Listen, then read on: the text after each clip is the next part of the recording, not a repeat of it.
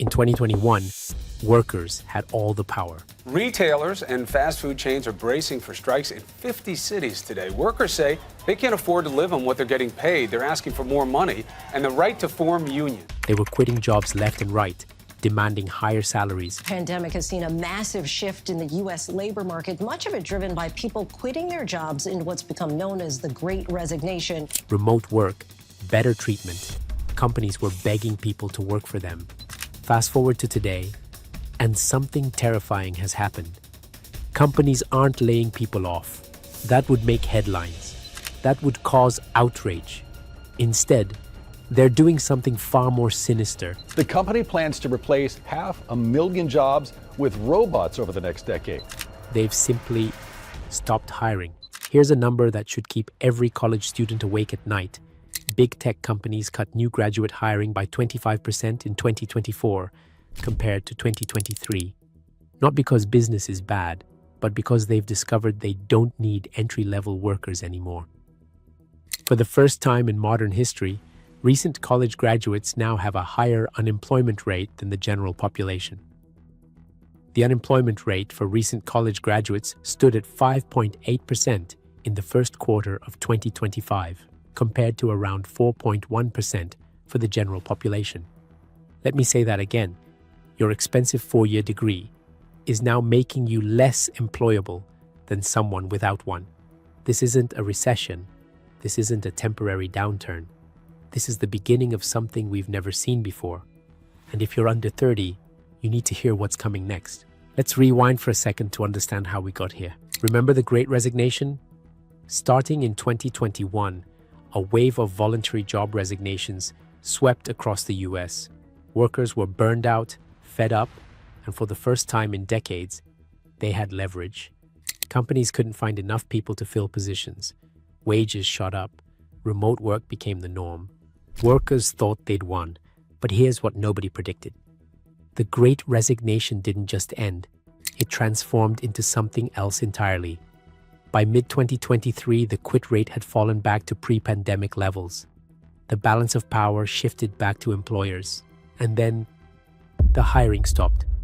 See, while workers were busy job hopping and negotiating raises, corporations were making different plans. In 2025, Meta, Amazon, Alphabet, and Microsoft announced they would collectively spend up to $320 billion on artificial intelligence. That's not a typo. $320 billion, spent in a single year by just 4 companies on technology designed to replace human workers. To put that in perspective, that's more than the entire GDP of countries like Finland or Portugal. According to Stanford's AI Index 2025, 78% of organizations worldwide reported using AI in at least one area of their operations, up from 55% the year before. The adoption curve isn't gradual anymore, it's vertical. And here's the part that should terrify anyone entering the workforce. AI isn't replacing the factory workers first. It's not coming for the truck drivers, not yet anyway. It's coming for the white-collar workers, the junior analysts, the entry-level programmers, the content writers, the marketing coordinators, the people who just spent 4 years and $100,000 getting a college degree. Research from Stanford, MIT, and other institutions found that when AI can perform most tasks for a specific job, the structural impact reshapes how roles are organized. But here's the twist that makes this especially cruel for young workers. Companies aren't firing their senior employees. They're keeping the experienced people who can supervise the AI, who can catch its mistakes, who understand the business deeply enough to know when the AI is wrong. The people getting cut, the ones who never get hired in the first place, it's the junior roles, the entry points, the first rungs of the career ladder. Research from Signal Fire, a venture capital firm tracking 600 million employees, found that big tech companies increased hiring by 27% for professionals with 2 to 5 years of experience, while simultaneously reducing new graduate hiring by 25%. Meanwhile, graduate recruitment at startups decreased by 11% compared to the prior year.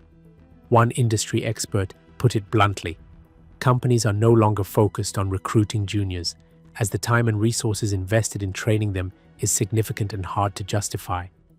Think about what that means. The traditional career path used to be graduate college, get an entry-level job, learn the ropes, get promoted, become a manager, eventually become a leader. But what happens when the first step disappears? What happens when there's no entry-level job to get? Let's look at the numbers that nobody wants to talk about. According to data from the Federal Reserve Bank of New York and the St. Louis Federal Reserve, recent college graduates are experiencing unprecedented challenges. The unemployment rate for recent college graduates reached 5.3% in Q2 2025, compared to 4% for the general population. Meanwhile, the underemployment rate, that's graduates working in jobs that don't require a degree at all, hit 41.2%. Read that again. More than 4 in 10 college graduates are working jobs that didn't require their degree. They're bartending with biology degrees. They're driving Uber with finance degrees. They're working retail with computer science degrees. Here's the historical context that makes this even more alarming. For decades, recent graduates consistently had lower unemployment rates than the broader population. Having a degree was a competitive advantage. It meant better job prospects, higher pay, more security. That advantage has now completely reversed. Young college graduates between ages 23 and 27 are experiencing unemployment rates averaging 4.59% in 2025, compared to just 3.25% in 2019, representing a 41% increase. And it's hitting certain fields catastrophically hard. Entry-level employment in software engineering and customer service declined by roughly 20% between late 2022 and July 2025, while employment for older workers in the same jobs actually grew. Workers in computer occupations saw unemployment rates jump significantly. Arts, design, entertainment, and media experienced concerning upticks in unemployment as well. Now, here's where it gets really interesting. Some executives are starting to sound the alarm about what they call the talent doom cycle. Think about it. If companies stop hiring juniors today, who becomes their senior employees in 10 years? If nobody learns the job from the ground up, who trains the AI when it makes mistakes? Who provides the institutional knowledge? Who becomes the next generation of leaders? One tech recruitment CEO warned, quote, "You can starve the internal talent pipeline. Entry-level roles are the breeding ground for the leadership of the future." End quote. So what are young people actually doing? The data shows 2 major escape routes. The first, the gig economy. Full-time independent workers, those working independently 15+ hours per week, grew from 13.6 million in 2020 to 27.7 million in 2024. By 2027, freelancers are projected to make up over 50% of the US workforce. For young workers shut out of traditional employment, platforms like Upwork, Fiverr, and DoorDash have become the default option. But here's the dark side. Only 40% of American gig workers have access to health insurance. There's no 401k match, no paid vacation, no job security. It's not a career path. It's a survival strategy. The second escape route, the skilled trades. And this is where the story takes an unexpected turn. While white-collar hiring freezes, blue-collar demand is exploding.